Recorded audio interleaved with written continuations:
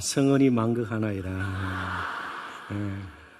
정말 우리 성장반 너무 찬양이 아름다워요. 우리 그 양육반에 가창력 성장반도 있나요? 너무 찬양이 좋고 아름답습니다. 참 우리 청년들부터 또 이렇게 우리 새가족 등록하신 지 얼마 안 된 분들도 오늘 또 양육 프로그램에 동참하게 되고 너무 보기가 좋습니다. 일단 말씀을 잠시 나누고 뒤에 순서가 많기 때문에 설교 후에 마무리 기도를 짓는 것으로 하겠습니다. 먼저 좀 사진을 하나 보여드리겠습니다. 이게 오늘 메시지를 분명하게 말씀해 주는 겁니다. 저게 꾸민 것이 아니고요, 혹은 또 이 사진을 보는 사람들을 웃기려고 조작한 사진이 아닙니다. 실제 사진입니다. 12마리의 경공들, 견습생들이에요. 너무 얌전하게 앉아있죠? 지금 무슨 개들 같아요? 인형이 아니고 실제 살아있는 개예요. 캐나다 온타리오의 한 극장에서 12마리의 서비스 안내견들이 뮤지컬을 관람하는 모습을 찍은 겁니다. 그러니까 시각장애인 혹은 청각장애인, 시각장애인 혹은 또 혼자서 거동이 불편한 사람들 등등 안내견이에요. 그런데 너무 수고하니까 보너스로 뮤지컬 관람을 하는 것이 아니에요. 왜냐하면 이 안내견들은, 서비스견들은 어떤 환경에서 잘 적응해서, 그죠? 자기가 이끌어 가야 할 주인이라 그럴까요? 서비스의 대상이 되는 그런 분들을 잘 섬기기 위해서 지금 필요한 훈련을 하고 있는 거예요. 그러니까 안내를 받아야 할 분들이 뮤지컬도 갈 수 있는 거 아니에요. 음악회도 갈 수 있는 거 아니에요. 보지 않더라도 들을 수 있는 것이고요. 그래서 저기 가서도 얌전히 곁에 있도록, 그런데 놀라웠게도 한 두 마리 정도가 쿵쿵거리고 머리를 쳐박고 의자에, 그 외에는 저렇게 조용하게 앉아 있었다고 그래요. 뒤로 전해지는 이야기입니다. 이런 훈련을 포함해서 총 2년 정도의 훈련 과정이 끝나면 저 사진의 노후는 지금 훈련생들이에요. 견습생들입니다. 최종 심사를 거쳐서 서비스 현장에 투입이 되는 것입니다. 사람도 사실은 마찬가지예요. 그래서 제가 저 사진 한 장이 오늘 메시지의 많은 부분을 담고 있다, 제가 미리 말씀을 드린 겁니다. 특별한 일 혹은 임무, 그죠? 특별한 사역을 하려면 먼저 특별한 훈련을 받아야 합니다. 어떤 경기에 임하는, 출전하는 운동선수가 늘 소파에 앉아서 TV만 보고요, 피자나 배달해서 먹고 그래가지고는 뛸 수가 없을 겁니다. 계속해서 체력을 보강하고 전력에 적응하도록 몸을 다듬고요, 그리고 필요한 기술을 습득하게 될 것입니다. 특수 임무를 맡은 특공대원, 특수부대원을 한번 생각해 보십시오. 아무렇게나 같은 병사들하고 카드놀이나 하다가 갑자기 임무에 투입될 수가 없습니다. 그럼 얼마 가지 못해서 적군의 총이든 적군의 공격에 무방비 상태로 그냥 희생을 당하고 말 것입니다. 그런데 오늘 성도들은 어떤가? 왜 양육 프로그램이, 양육 훈련이 필요한가? 제대로 섬기기 위함이에요. 제대로 서비스하기 위함입니다. 그런데 안타깝게도 적지 않은 성도들이 영적인 것에는 더 이상 깊은 관심을 보이지 않습니다. 그냥 교회를 다니는 것만으로 만족해야 하는, 그래서 그래도 자주 결석하지 않고 꼬박꼬박 교회에 나와주시는 것만 감사하는 이런 영적인 그런 현실이 참 안타까울 따름입니다. 교회 양육 훈련이 자신과는 관계가 전혀 없는 것처럼 여기는 경우도 허다합니다. 그래서 오늘 본문이 포함되어 있는 마태복음 11장 16절부터 19절은 한 단락으로 되어 있고 예수님의 비유의 내용을 담고 있습니다. 예수님께서 당시 유대인들의 영적인 상태를 아이들의 장터놀이에 비추어서 드러내신 말씀입니다. 소꿉놀이, 장터놀이예요. 이 장터놀이에 핵심 내용이 무엇인가 하면 한 아이가 피리를 불면 나머지 장터에 모인 아이들이 함께 피리 소리에 맞추어서 춤을 추는 결혼식 놀이가 이제 벌어져야 합니다. 또 다른 한편으로는 한 아이가 슬피 울면, 실제로 우는 것은 아니겠죠. 우는 것으로 흉내내지 않겠어요? 그러면 함께 애곡하고 가슴을 치는 어른들처럼요. 아이고 아이고, 옛날에도 우리가 이런 곡성을 들은 적이 있습니다. 가슴을 치는 장례식 놀이에 함께 동참을 해야 되는데, 세례 요한이 오고 예수님께서 오셔서 천국이 왔고 회개하라는 선포 앞에서도 장터 놀이에 동참하지 않는 아이들, 그러면 피리를 불고 우는 아이는 너무 재미가 없을까요? 아무런 반응이 일어나지 않는 것처럼 당시 유대인들, 특별히 종교 지도자들은 예수님의 말씀에, 세례 요한의 말씀에, 그들의 삶의 모습에 전혀 반응하지 않았습니다. 철저하게 무관심과 냉소로 일관하는 그런 당시 세대를 책망하는 비유가 장터놀이 비유입니다. 그러니까 이 비유의 핵심은 무엇입니까? 변화없는 세대여, 이제는 깨어 회개하라. 그리고 더 이상 늦기 전에 하나님 나라에 들어갈 준비를 하라. 이게 장터놀이 비유의 핵심입니다. 그런데 이것은 저절로 되어지는 것이 아니라는 사실을 우리는 기억할 필요가 있습니다. 왜냐하면 우리의 마음도, 목사인 저 자신부터 경건 훈련이 게을러지고, 그렇게 되면요 삶이 경직이 될 수밖에 없는 것이에요. 그래서 첫 번째로 왜 훈련이 필요한가? 각성을 위해서 그렇습니다. 우리 몸도 그렇잖아요. 우리 몸도 그렇습니다. 일정 기간 혹은 또 땀을 흘릴 정도로 적절하게 운동을 하지 않으면 어떻게 돼요? 몸이 굳어지게 되어 있습니다. 그러면서 몸이 점점 무거워지고요, 숨이 차게 되는 것입니다. 바로 예수님께서는 당시 유대인들의 경직된 신앙, 정말 변화에 둔한 신앙을 경계하고 있는 것입니다.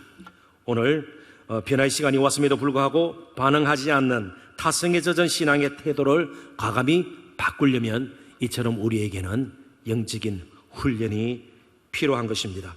당시 유대인들이 보기에 세례 요한 그리고 예수님은 너무나도 자기들과는 다른 사람이었습니다. 18절 제가 읽어드립니다. 요한이 와서 먹지도 않고 마시지도 아니하며 그들이 말하기를 귀신이 들렸다 하더니 그들의 눈에 세례 요한은 지나칠 정도로 경건했고요, 너무나도 대하기가 벅찬 상대였습니다. 그래서 이런 사람들하고는 가까이 하지 않는 것이 좋겠다 스스로 결정을 해버린 겁니다. 반면에 19절에 예수님을 향해서는 그들이 어떤 마음을 품고 있었는가 하면, 인자는 와서 먹고 마심에 말하기를 보라, 먹기를 탐하고 포도주를 즐기는 사람이요 세리와 죄인의 친구로다 하니 지혜는 그 행한 일로 인하여 옳다함을 얻느니라. 한쪽은 너무 경건하게 보이고 우리하고는 전혀 달라서 귀신이 들렸다 그냥 정죄하고 비판하고 더 이상 관계를 맺지 않고요, 또 예수님을 보니까 너무 방탕한 사람처럼 보여요. 너무나도 이 사람은 경건하게 보이고 예수님은 너무 불경스럽게 보이는 겁니다. 역시 가까이 할 수 없는 사람으로 세리와 죄인들의 친구라 치부해 버렸습니다. 우리가 계속 훈련을 받고 경건에 정말 우리의 마음을 초점을 맞추지 아니하면 절대로 변화에 민감할 수가 없게 됩니다. 나하고 다른 사람은 언제든지 백척을 하게 됩니다. 바로 세례 요한의 모습은 하나님 나라의 속성이 무엇인가를 잘 가르쳐줘요. 때로는 절제와 금욕이 필요해요. 또 한편으로는 예수님이 보여주는 것처럼 기쁨과 자유도 빼놓을 수 없는 겁니다. 균형 잡힌 신앙이 필요한데, 바로 유대인들은 자기들과는 다르다는 단 한 가지 이유 때문에 세례 요한도 예수님도 배척하고 말았습니다. 그리고 자신들의 전통의 틀 안에 거하기를 원했고 자신들의 의를 자신들의 방식대로 유지하기를 원했습니다. 왜 훈련이 필요합니까? 훈련이 없으면 절대로 각성의 은혜를 누리지 못하게 되는 겁니다. 깨어나지를 못해요. 그러니까 하던 식 외에는 할 수 있는 것이 아무것도 없다, 그런 뜻입니다. 두 번째, 오늘 본문을 통해서 이 비유를 통해서 조금 우리가 적용할 수 있는 것은요, 왜 훈련이 필요한가 하면 교제의 폭을 넓히는 겁니다. 예수님과 세례 요한은요, 누구든지 그 앞에 올 수가 있었습니다.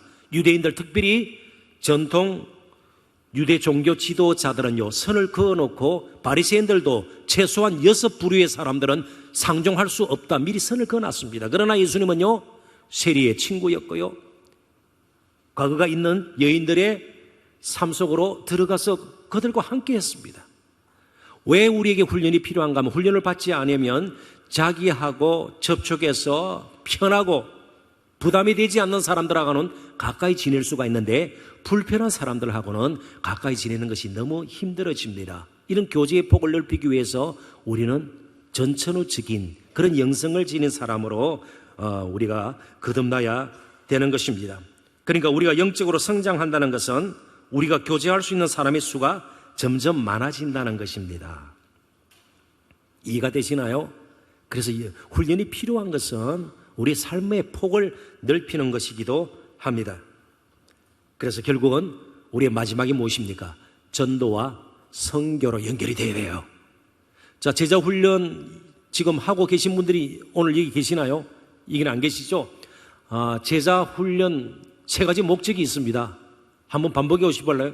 자, 제자 훈련 배우신 분, 3가지 목적. 왜 제자 훈련을 받습니까? 첫 번째가 자신의 삶을 위탁하는 거예요. 그게 제자의 조건이고 자격이에요. 두 번째는요, 섬김이에요. 종의 도를 깨우치는 것이에요. 세 번째가 예수님의 증인이 되는 것입니다. 제자 훈련을 할 목적이 3가지예요. 삶을 정말 주인 되신 예수님께 맡김, 위탁. 두 번째가 섬김, 3번째가 증인이에요. 증인. 그러니까 결국 이 훈련의 마지막 목적은 뭐가 돼야 돼요? 전도와 선교로 이어질 수밖에 없는 겁니다. 이 시대가 얼마나 예수 그리스도가 필요한 시대예요. 우리가 주위를 한번 보십시오. 요즘 논란이 되는 거 보십시오. 어떤 특정한 개인을 제가 지적하고 싶지는 않습니다. 되어지는 거 보면요, 이 세상이 스스로 뭔가 개혁되고 이거 아니에요. 언젠가도 말씀드렸죠. 저는 우파도 아니고 좌파도 아니에요. 저는 위파예요, 위파.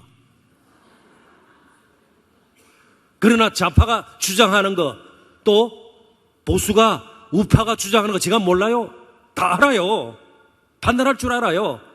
그렇지만 근본적으로는요, 모든 것이 위로부터 와야 되는 것이에요. 위로부터 오는 것이에요. 시스템이나 제도가 사람을 바꾸는 것이 아니고 사람이 세상을 바꾸는 거예요. 그러려면요, 위로부터 온 능력이 우리의 삶을 바꾸고 사람을 바꿔야 바뀌어진 사람이 세상을 바꿀 수 있다, 이 말이에요. 그래서 제가 계속 정치학도의 길을 걷지 않고 인생의 길을 바꾼 것이 이것입니다. 결국 사람을 바꾸는 것은 변화된 사람이고, 사람을 변화시킬 수 있는 것은 복음밖에 없다. 복음밖에 없다. 이 복음의 능력이다 말이죠. 그래서 두 번째는 교제 폭을 넓히셔야 합니다.